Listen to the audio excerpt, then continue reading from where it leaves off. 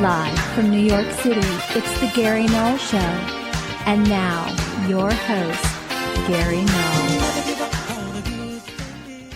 Hi, everyone. I'm Gary Null, broadcasting and video streaming live from our studios in New York City. I'd like to welcome you all over the world. We're syndicated everywhere, and we're heard in countries, well, that you probably have never heard of. And I'm always encouraged by people taking information and sharing it. That's why we don't do topical news, we don't do local news, because we have a universal audience. And it's always about empowering people. Now, there are two ways of doing that. One is just give them one side of an issue, what you should do for a problem. The other is empowering them by informing them the truth of the problem. That's the rub, because more often than not, people don't want to frighten people. They don't want to create some artificial hysteria.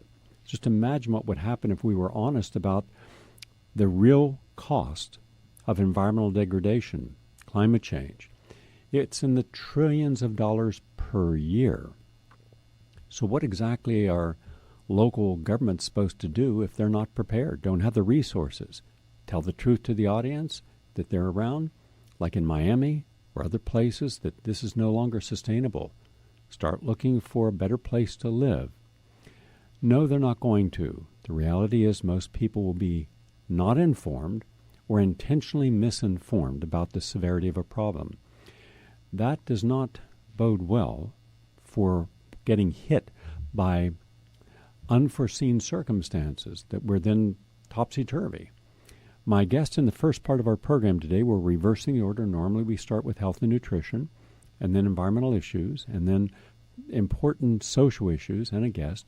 We're reversing, and our guest is at the top of the program because Professor Guy McPherson's in studio. You can see them here, and by going to Progressive Radio Network Facebook. And I want to thank the tens of thousands of people who have watched this program now that we're video streaming. And when I go on the road, I'm even setting up a portable studio, so when I'm out filming our new documentary on the environment and on poverty, I'm doing two simultaneously because sometimes they come together. For example, when I'm filming in 2 weeks from now, we go out on the 15th or 16th. We're taking a whole caravan of RVs, and I have 2 camera crews, and we're getting drone cameras and licenses so that we can go over polluting factories that otherwise would be protected. We couldn't be able to film them, and now we can. And the pig farms in North Carolina that are polluting the water, and we can.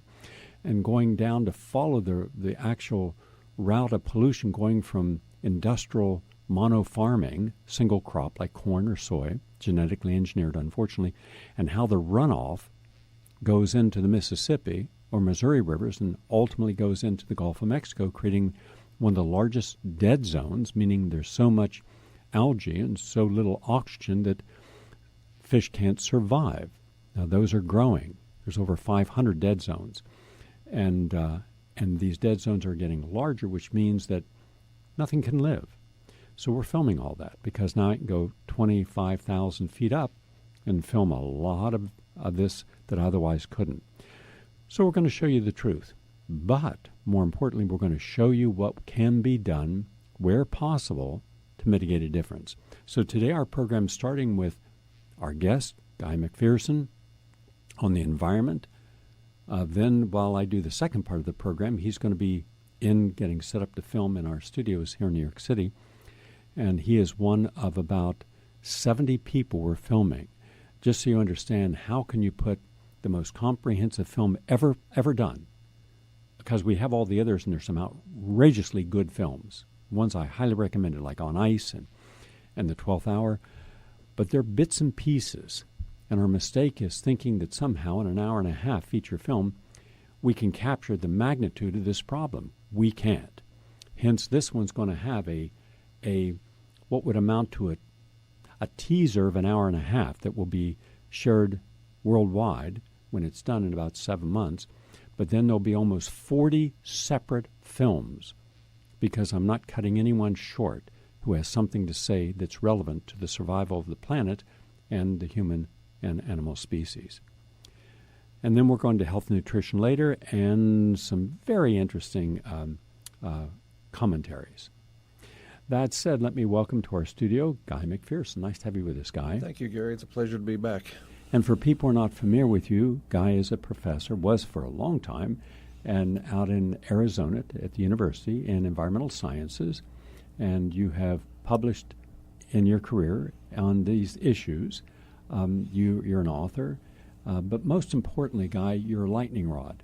And as we were sharing some insights before we went on the air live here, what it means now when the world is finally catching up to you, and when you were so far ahead in being accurate, let's say 10 years ago, 6 years ago, and prescient 2 years ago, you scared a lot of people, including scientists. In fact, you were only one of 3 that I knew of that came forward and just told the truth. But thousands knew the truth. These are not stupid people. These are very aware people, very intelligent. Absolutely. And they hid the truth for whatever their individual reasons, and I'm not ascribing motive. I don't know. So now the world has finally been forced to say, what's going on? So please take us on a road trip of where we are now through the tipping points, and most people have never heard of a tipping point, don't know what it is, so please explain a tipping point.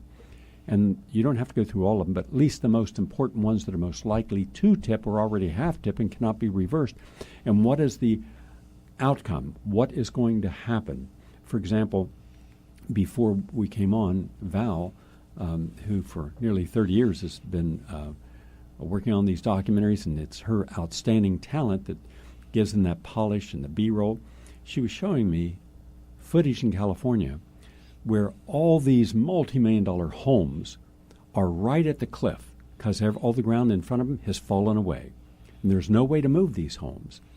And this all happened in a relatively short period of time, like the last 3 to 4 years. So we're not looking at 1 or 2 homes. We're looking at thousands that are going to fall into the ocean, and not a word about this. So please take us through the problems, the likely outcome, and wherever possible, and I realize it's a guesstimate, the timetable. The form is yours. Yeah, thank you, Gary. We're in the midst of abrupt, irreversible climate change, and very few climate scientists are willing to admit to either abrupt or irreversible. But it's the nature of the beast at this point. There's something that has been called the McPherson paradox. I didn't call it that. Somebody else on Facebook called it that several months ago, and it seems to have caught on. The McPherson paradox indicates that civilization is a heat engine. So that's the first part of the paradox. Civilization is a heat engine. This is based primarily upon the work of Tim Garrett at the University of Utah, atmospheric scientist and professor of atmospheric science, who points out that using the laws of thermodynamics, civilization is a heat engine. This set of living arrangements is a heat engine, regardless of how it's powered, whether we use solar panels or wind turbines or fossil fuels, which is the preferred choice, obviously. Civilization itself is a heat engine. That's the first part of the paradox. The second part of the paradox is that turning the heat engine of civilization off warms the planet even faster. And that's because of a process called global dimming, which was only described in the refereed journal literature in December of 2011 by James Hansen and colleagues, with a paper indicating that if we cease industrial activity, which is the heat engine, then within about 6 weeks, because the sulfates fall out of the sky and stop serving as an umbrella, the planet heats up 1.2 plus or minus 2 degrees Celsius. Subsequent work by Levy and colleagues in 2013 indicates that as little as a 35% reduction in industrial activity, think about that for a minute, as little as 35% reduction in industrial activity, basically that's the economy of China, or maybe the European Union, a little bit more than the European Union, or a little bit more than the United States. As little as a 35% reduction in industrial activity increases global average temperature up to 1 degree Celsius. That's enormous in as little as 6 weeks. a paper by James Hansen and colleagues, 2017, titled Young People's Burden, the Requirement for Negative CO2 Emissions, indicates that we are at the highest global average temperature experienced by humans, experienced by Homo sapiens in our 300,000-year history. That suggests to me that that's an indication to me of why we are losing habitat for humans all over the planet. Middle East and Northern Africa, people are fleeing because they're unable to grow food where they have grown food literally for generations. Intrusion of brackish water in various places in Florida, Miami most notably. Washing away of entire villages in Alaska. As you indicated, homes falling off the cliff as the fires are burning in California. Entire island states in the South Pacific where sea level rise is causing loss of habitat. Marshall Islands is an example. Yeah. And it seems like everywhere I look now, the world is either on fire or it's underwater. There's nothing in between. It's biblical in its proportions. And there, as you indicated, there's very little talk about it from the corporate media. There's very little indication that anything is possibly going wrong. We're at the upper limit, global average temperature, at which humans have appeared on this planet. And there's no indication that the precautionary principle should ever come into play here. There's just this mentality of must go faster. It's insane. How long have we been committed to this temperature or the even higher temperature that we will experience in the near future? I'm not sure about that. 20 years, 40 years, 100 years?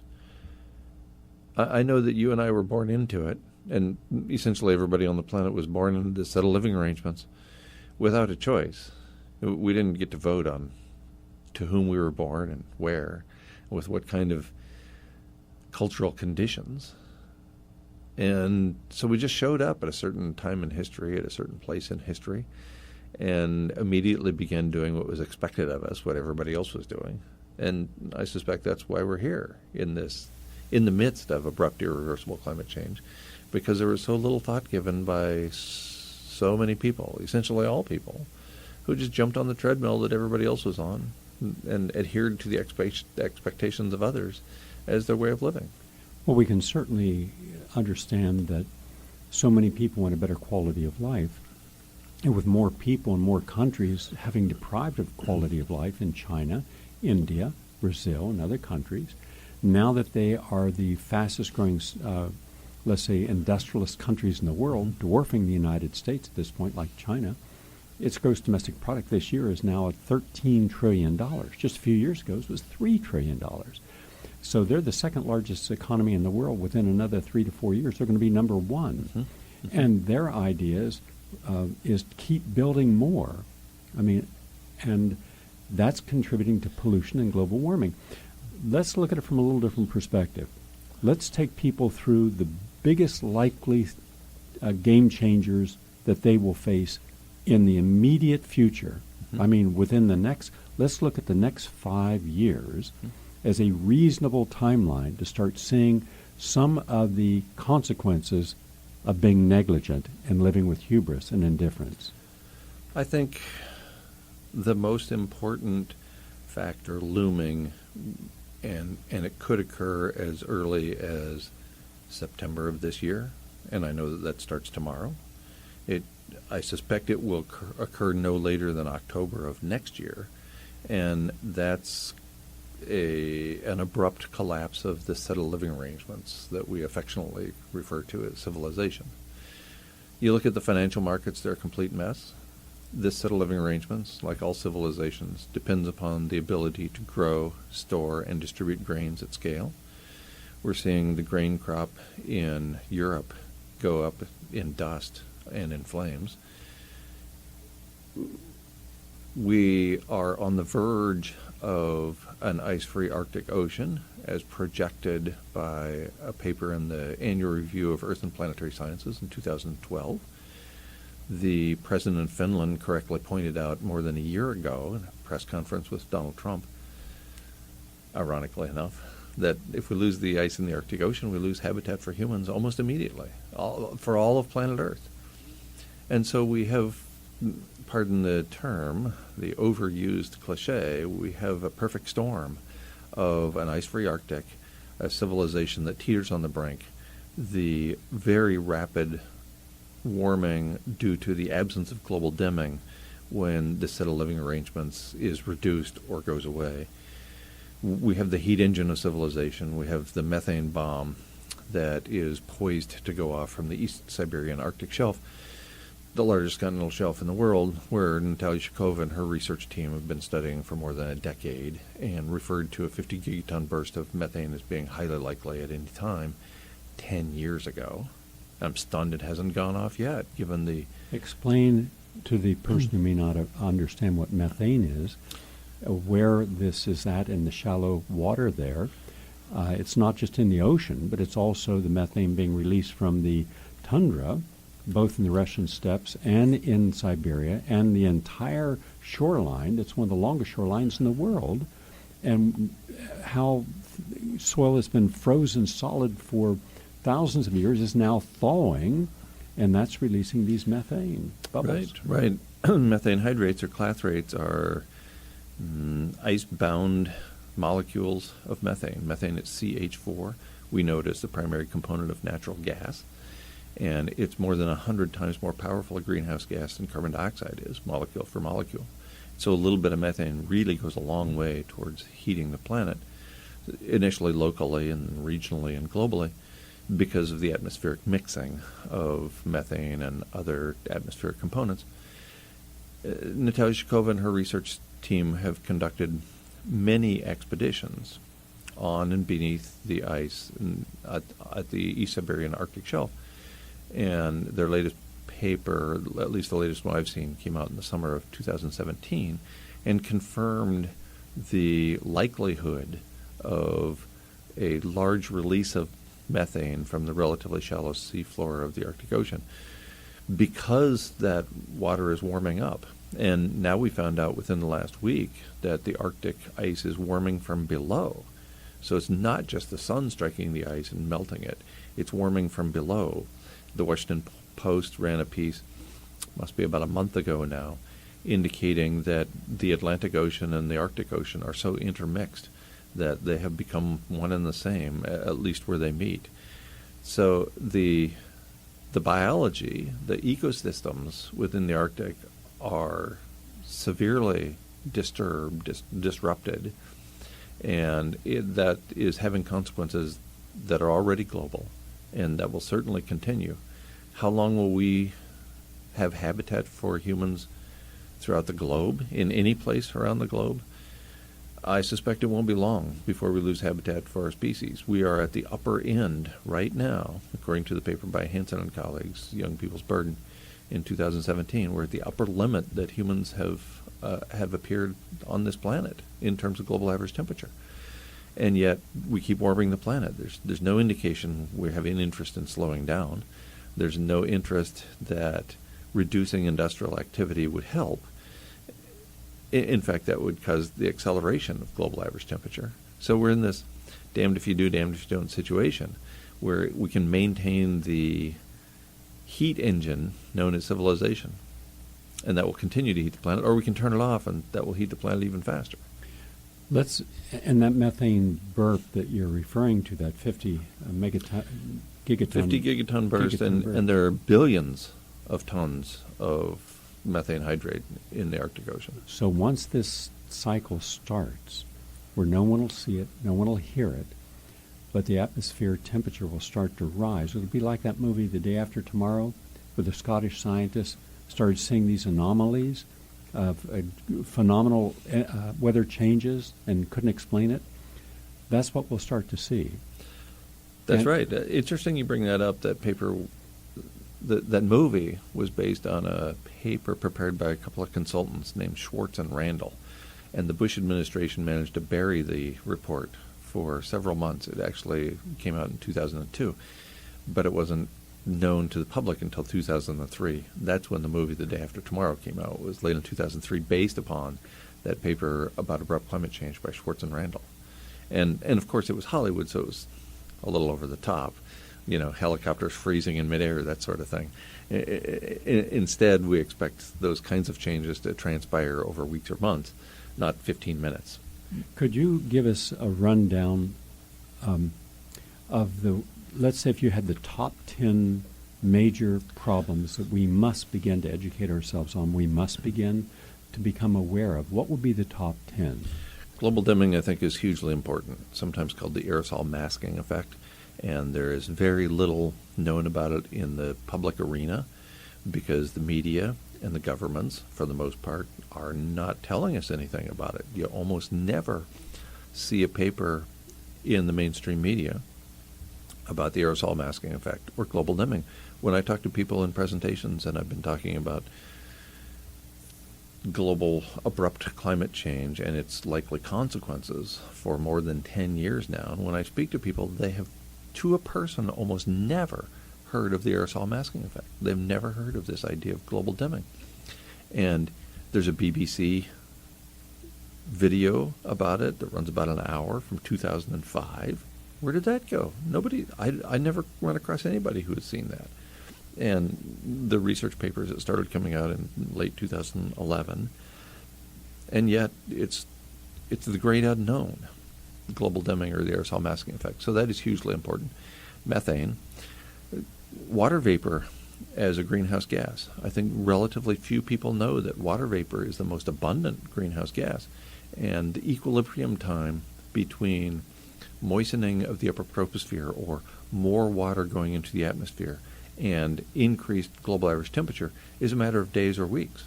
So it's a very rapid feedback loop, very rapid self-reinforcing Explain how feedback that also contributes to more rain being dropped out of a cloudburst than we've ever seen in history, and worse hurricanes, as much as 2 times, meaning instead of a Category 1, it could be a Category 3 based upon how much velocity, and because of the temperature of the ocean. When that temperature rises, and now it's in some place like the Gulf of Mexico, risen by 7 degrees and going up, that just increased where that moisture has to go, and it's going up, but it's going to come down. Right.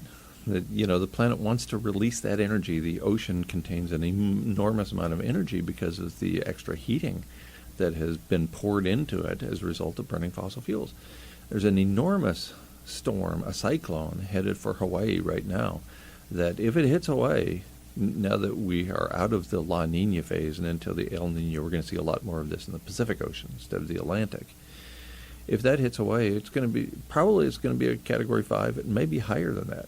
It may be a Category 6, which is a category we don't even have yet. Where have you seen anything like this in the major headlines or on the news cycles? Nowhere. I haven't seen a word. Nowhere, absolutely not. And hurricane hit Hawaii at a Category 1 in the outer islands, Category tropical storm, but it inundated. It was the water, 36 inches of water in 12 hours. Right. And that is a direct result of planetary warming that we've already experienced. Warm air holds more moisture than cold air. And that's why when you're in the West and you drive up the hill, it gets colder and it also gets drier, because warm air holds more moisture than cold air does. So as we warm the planet and we warm the atmosphere, and in fact we now know that we now know quantitatively the relationship between the two. 1 degree Celsius global average temperature rise adds 7% additional moisture to the atmosphere. Well, that 7% has got to go somewhere, and we're now at 1 3/4 degrees above the 1750 baseline. That's Celsius. So what that means is we're at more than 10% additional moisture in the atmosphere than we had at the beginning of the Industrial Revolution. Well, that's got to come out when we get a rainstorm, and thus the term rain bomb, which didn't exist until 5 years ago, and now that's all we hear about whenever there's a rainstorm. It's a rain bomb. What about the fire bomb? For the first time we ever heard that in American nomenclature, in Colorado just about a month and a half ago, and we also heard for the first time from the local fire chief heading a group of volunteers that there was a fire tsunami wall where flames are 300 feet high. We've never seen that in American history. That's right. When I was fighting fires as a youngster and then lighting fires throughout the graduate school. So for 10 years, I was a wildland firefighter and prescribed fire specialist. And we called those fire whirls, and they were particularly dominant where cold air was meeting the warm air. So near the corners or near the edges of a prescribed fire, we'd get these fire tornadoes, what looked like a tornado, but it was flames. But they weren't 300 feet tall. They weren't anything like we're seeing in the forested ecosystems where they're happening now with every fire. Every wildland fire that occurs, we see footage of these fire tornadoes, what we called fire whirls. And tornado is a better term because they're so much bigger than they were when I was lighting fires in the 1970s and 1980s.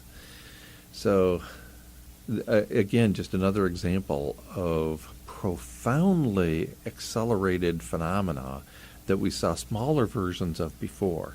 And I think that's what we face going into the future.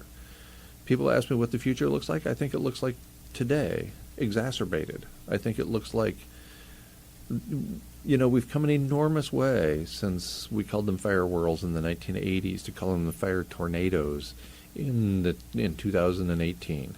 And we don't have far to go before there will be no habitat for human beings on Earth as a result of this exacerbation, this acceleration of rain bombs, fire, floods, all of these phenomena that are going on that continue to be underreported.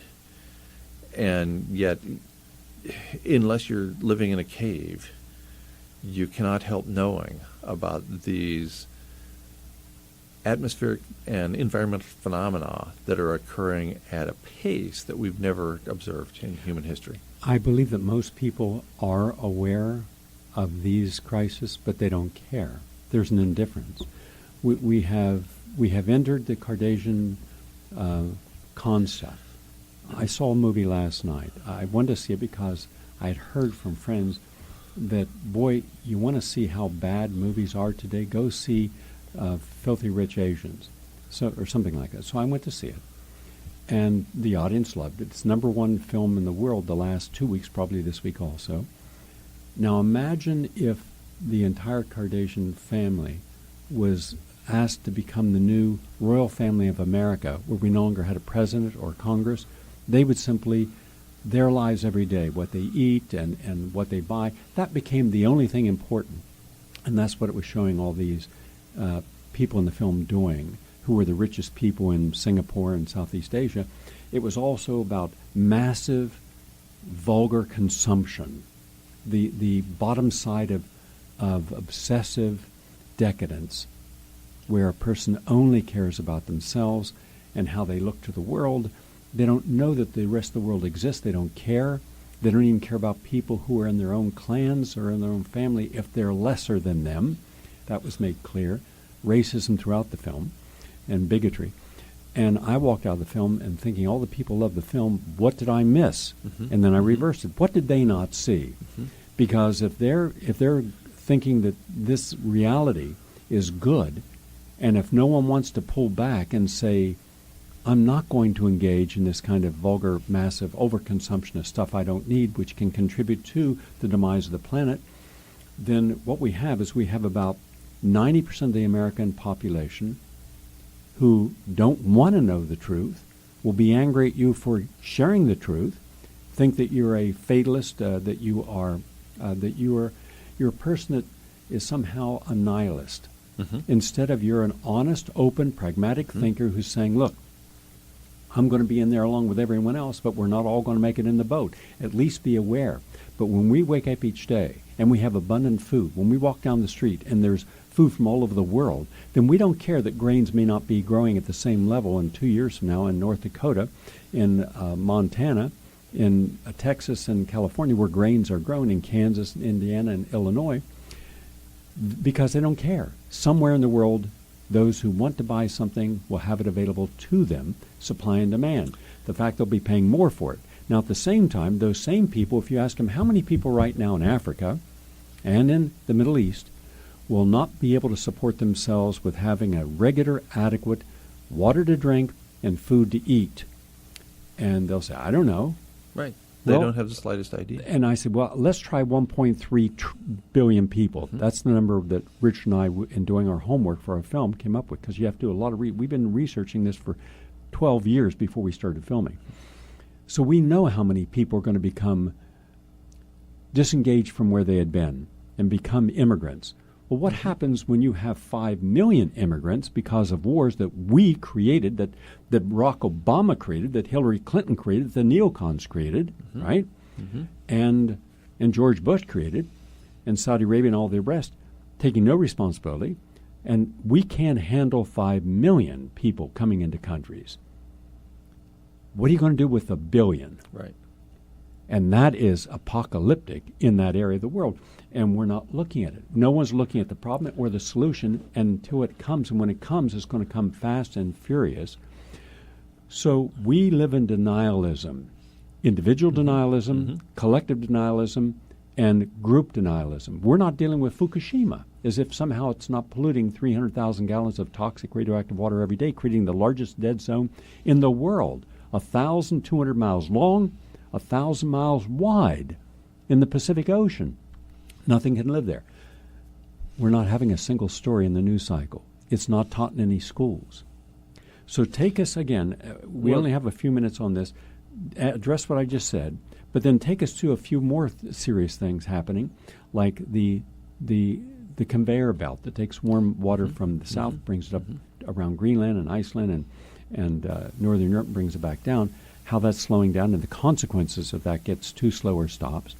Also, give us a few more of what the likelihood is of flooding, not just the inconvenience of having a building that you're living in, have water coming up and sinking down and disrupting and breaking the tension so you can no longer live in a building because the stanchions are concrete resting on sand.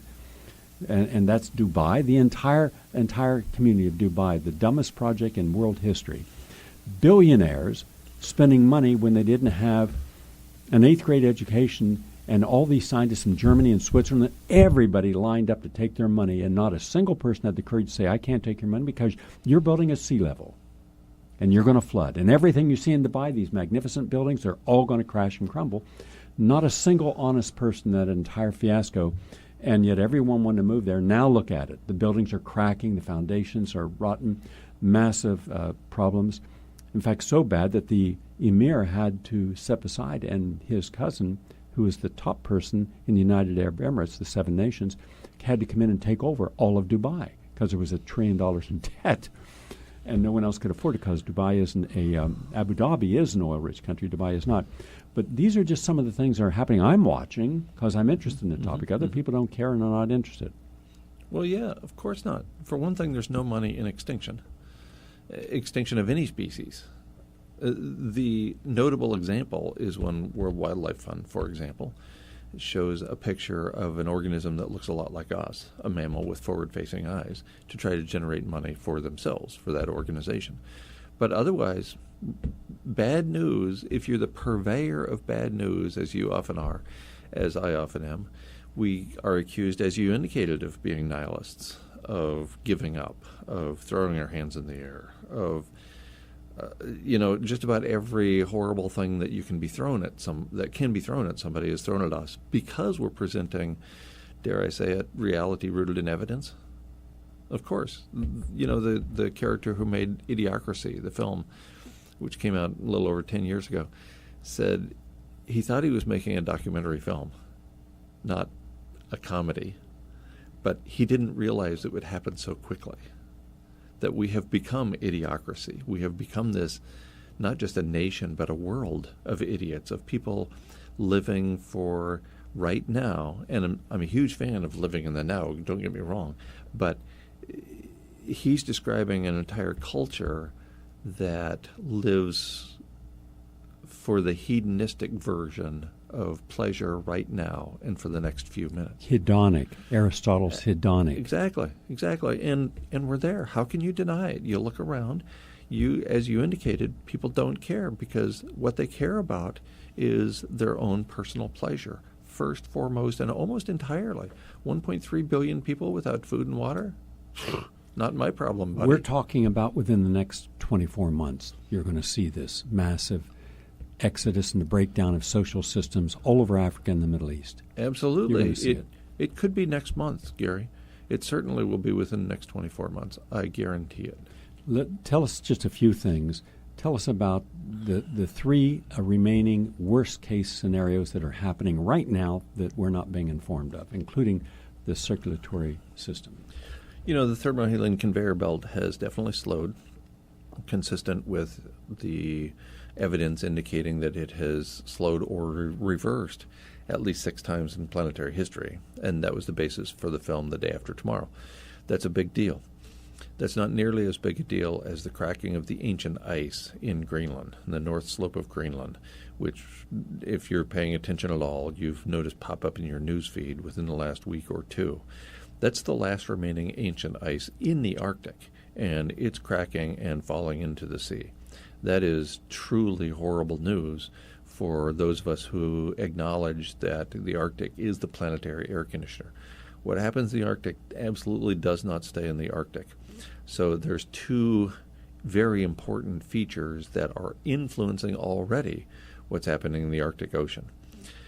There are also, for the first time in human history, in the last couple of years, cyclones in the Arctic Ocean. Cyclones in the Arctic. These are just supposed to be tropical phenomena. And now we're seeing, so there's 3 for you right there, and they all are happening and are influencing what's happening in the Arctic. When we lose the ice from the Arctic Ocean, we are in such serious trouble so quickly that there will be no time to recover. It'll be similar to a Day After Tomorrow movie sort of situation, not that it will happen in seconds, that the planet will freeze up, but certainly over the course of the next 24 months, there are going to be major, major changes that affect the set of living arrangements, what we call civilization, that affect the ability of essentially everybody on the planet to get healthy food, to get clean water, to just go through what they consider a normal day at this point. Hedonism is about to be gone. So for those who are using the old line, smoke 'em if you got 'em, recognize that the time is short. You're not going to have them for long.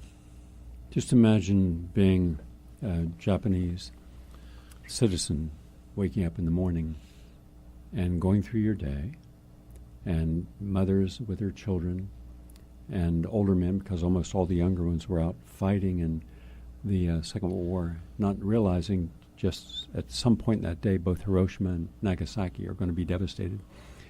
We're unprepared for emergencies. We're unprepared. We don't, even when we know something's coming, a fire, we know it's a week away or 3 days away, we don't go buy ourselves a trailer. We don't load up the trailer. We don't have backup gasoline so we can get out of that area. Mm-hmm. We don't plan on building our homes so that there's water systems on the outside of the home or retardant fire. We do nothing. And then the fire comes and we rush out and get in a car and run away. And then the next day someone on the news saying, "What's left?" "Well, I didn't get anything out." Why not? But they never ask, why didn't you take time? You knew the fire was coming. We never want to put that guilt on someone.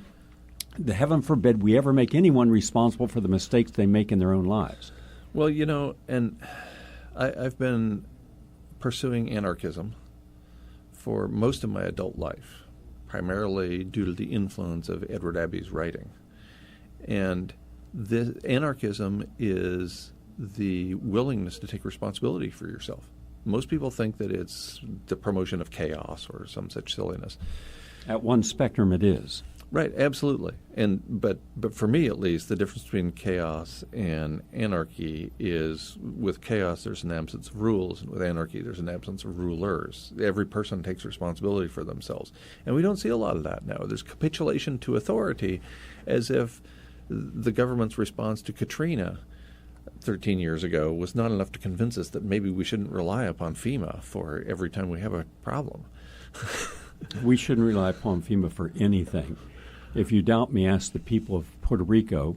Of and course. What we did not do in helping them prepare, what we didn't put in place, like real food banks and solar systems and backup power, we could have We had the means to. We chose not to because it would not have been politically expedient for those in Congress, both Republicans that we expect that from and Democrats who say that they're different Republicans, except when it comes to actually doing something constructive.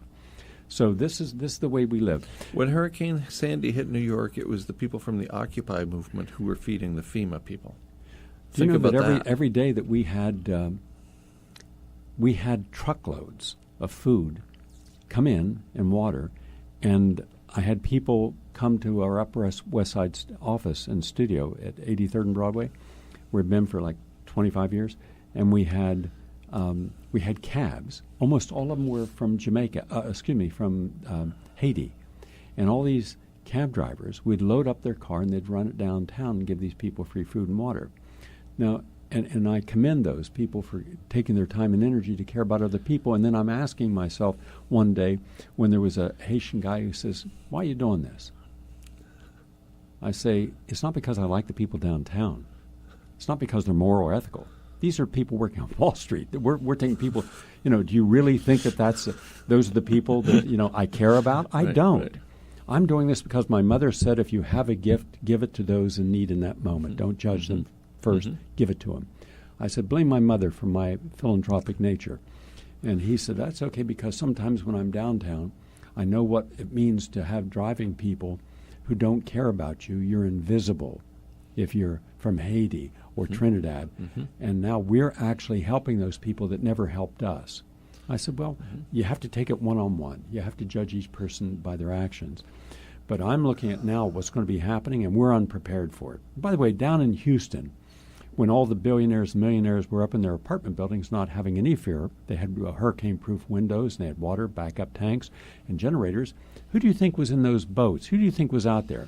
Those were the rednecks of people, those were the deplorables. They, not the Clintons or any of the Bushes or anyone else, none of the rich, none of the powerful, none of your professors, none of your elite class, none of your dominant, hierarchical, artificially smug people were out there helping the people who were drowning or sick or abandoned.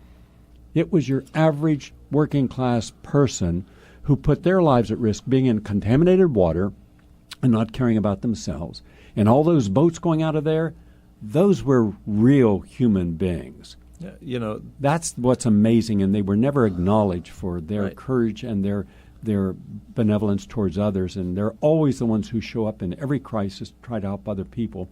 And it's just amazing those who smugly sit behind their professorial desks. I have utter contempt for those who do not engage. There's no better measure of our character than how we treat those who can do nothing for us. Yeah, well, that's just condemned an awful lot of people. Exactly, because those people you're talking about in the ivory tower or in the skyscrapers looking down their noses at the rest of humanity aren't doing anything for anybody, much less those who can't do anything yes for and them. No. Yes, that they don't do it, but yes, they did do something in Puerto Rico. The rich, the hedge funds, they went in there to buy up the property at discount prices, take people who couldn't afford their mortgages, to kick them out of their houses so they could turn that property around and sell it for a profit. That's the capitalist system in America today. Right. And those people should be shamed. You shouldn't do anything with these. And the people in Puerto Rico should point out, here are the buildings that these people took over, here's how they're exploiting them. But they didn't give a single whiff of interest when we were suffering through the hurricane. Yeah. You have to go in the other room because we got to start filming, and I'll continue on, and we'll give more information when they see the film. Thank you, Gary. It's a pleasure to speak with you, as always. Professor Guy McPherson. We're going to take a brief break and come right back. Please stay with us.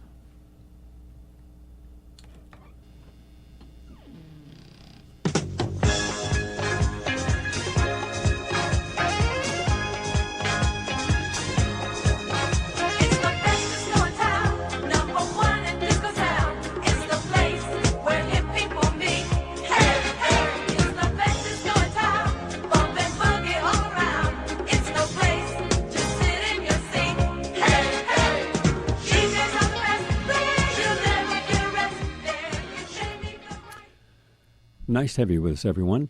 Now, what I'm going to do is this.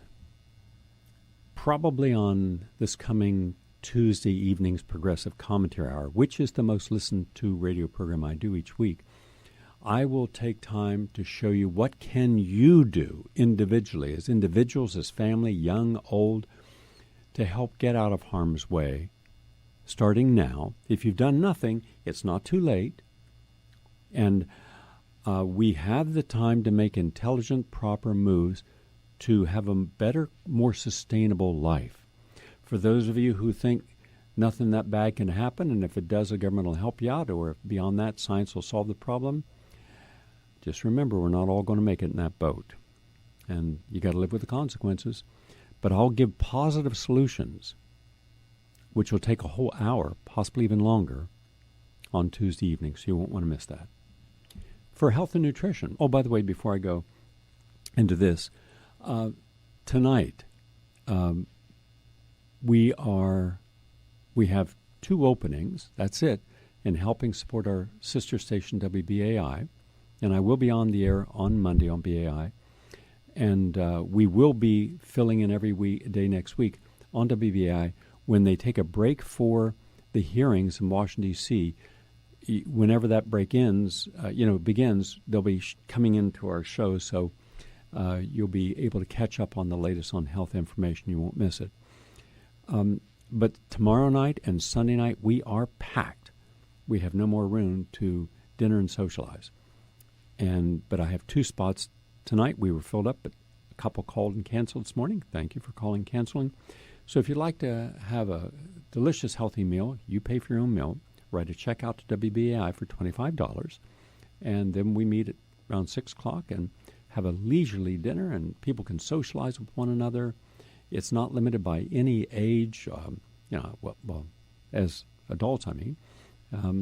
And we're not there to judge anyone, not there to argue, not there to proselytize, just there to socialize and have a wonderful evening. But it's a way we can raise some money for the station to pay some salaries. So call 646-926-5422, 646-926-5422. Also, today is the last mention I'll be making for our upcoming dance party. And it's free. I rent a nice venue in Manhattan where people come and dance the evening way and socialize. It's just, I've done over 50 in the last 35 years, and they're wonderful fun, so you won't want to miss that. Call the same number. Now, and by the way, first week of the retreat is full. That's good because that's buying a lot of premiums for WBI. The second week of the retreat, we have 3 spots left. According to Luann, you got to call Luann to make sure this is right for you. It's going to be a wonderful week where we can help, hopefully, encourage people to the high end of their being. Lots of laughter and fun and great meals and juicing and cleansing and detoxifying and relaxing and meditating. And there's a lot of it's in silence, like we eat in silence. Cooking classes, sprouting classes, fermentating food classes. And I also spend one day there, and I mean it's a long day, where throughout the day, where we, like an hour at a time, I talk about the future and sustainability. Best places in the world to move. In fact, right now I'm looking at some options outside the United States in one particular country where wonderful living environment at very inexpensive prices. So I'll share that with you at that time. So if you want to come, call Luann at 903-881-7008, 903-881-7008. For thousands of years, Chinese and Japanese and Koreans have consumed green tea. And in their medical journals, in their academies of science, they have thousands of articles on why it's good, what's in it that makes a difference. Americans are just now beginning to become aware of how important green tea is. And here's the latest. This is from Washington State University. Green tea compound shows promise for treating rheumatoid arthritis. That's right. And why? Well, because there's a compound in green tea, you've heard me mention it many times, as EGCG. And this compound is effective because it turns off inflammatory cytokines in the body, meaning it reduces swelling and pain. And it was published, by the way, in the journal Arthritis and Rheumatology. So 200 milligrams a day, that would be about 2 cups of green tea a day, can make a big difference. So you got rheumatism, arthritis, have your cup of green tea. And you want to really spike it to make it even more powerful. Then put half a teaspoon of Manuka honey. Now, Manuka is graded from 5 to generally 20. The higher the number, the greater the healing power, the greater the concentration of the known phytonutrients. So I would go to a 20. And then I would also add, you can buy curcuminoids, and either as a gel in a capsule or a dry powder. And you want about 1,000 milligrams of the actual curcumin. And you open up the capsule and you put that in your green tea and stir it around. Wow. That helps not only turn off inflammation in the body, no matter what inflammation it is. It also helps people with dementia and Alzheimer's and Parkinson's, and multiple sclerosis, and ALS, heart disease, and cancers. So that's just a really good drink then to have green tea with curcumin. I would also put some quercetin in there, about 1,000 milligrams. And I could also add in a little lemon juice, like a teaspoon of lemon juice, and a teaspoon of ginger. So you got ginger, lemon, curcumin, quercetin, and Manuka honey in your green tea. Then you've got this super potent. This is a real functional food therapeutic model. It makes a big difference. Also, according to a hospital in India, they were using yoga music prior to people going to sleep at night. And they said that it proved very beneficial for their heart. Quote, listening to yoga music at bedtime is good for the heart.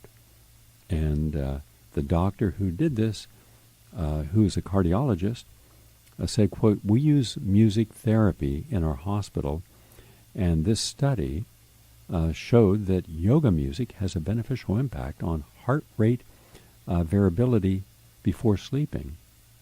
Well, that's good. So why not take about 15 minutes before going to bed? You can download yoga music, which is really just meditation music, and listen to it before you go to sleep. Also, from the Scripps Research Institute, scientists shed new light on the role of calcium in learning and memory.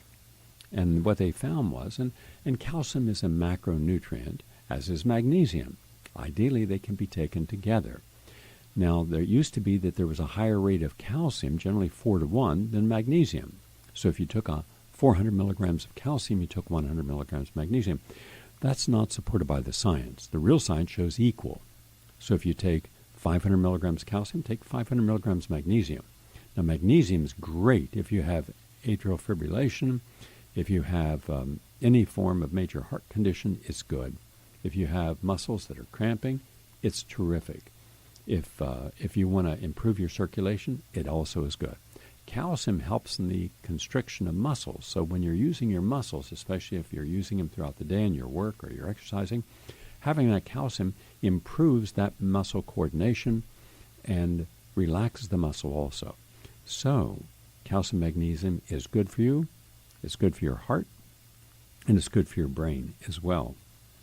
Also, sleeping 5 hours or less a night is associated with doubling the risk of cardiovascular disease, according to the University of Gothenburg in Sweden. Quote, middle-aged men who sleep 5 hours or less per night have twice the risk of developing a major cardiovascular event during the following 20 years than men who sleep 7 to 8 hours, according to research in the ESC Congress. Now, I'll give you my thought on that. I would agree and disagree with that. I would agree that for the average person, you need 7 to 8 hours a night. But most people don't get 7 to 8 hours. Men frequently have to go to the bathroom because they have enlarged prostate. That can be dealt with. You can shrink an inflamed prostate that's enlarged. You can reduce your PSA levels. You can turn off inflammation so you can actually get through a night without urinating. But a lot of people eat at night. They get the munchies. They want that snack. Not good. That raises your anabolic level. In effect, it's like turning on the engine of a car and just sitting in neutral. You're creating energy, and the body then doesn't know quite what to do. You've eaten, so you now have energy, and energy then at the cellular level is creating ATP, adenosine triphosphate, which then fuels the mitochondria, which is the energy factor of your cell. Don't eat within 3 hours of going to bed. If you find you're absolutely positively ravished, have some popcorn. It is neutral on raising an anabolic activity. Sleep with the lights out, and if you got to have a night light, okay, then wear a simple cotton or silk eyepiece. You can just put it across your eyes, and you don't feel it, and it's soft, and it blocks out the light. And then put earplugs in if you've got noise in the background. And keep all cellular phones and computers, turn them off at night, completely off, and televisions as well, because those throw electromagnetic pulses which can overstimulate and overheat the chromosomes in the brain, and that adversely affects melatonin from the pineal gland, which our body needs melatonin, and it reduces it. And then write down your problems that you want to resolve the next day, or at least address the next day, so you're not addressing them before you go to sleep. That way you can get a better night's sleep. But let's say you're very healthy, that you're vegan, you don't do drugs or alcohol or smoke, you take your supplements, you're exercising regularly, you're de-stressing, then your body doesn't require the same amount of sleep as a normal person or an average person, in which case you can be fine and be perfectly healthy having less sleep because your body is detoxed. You're not spending that time cleansing because the body is substantially cleansed. You're in balance.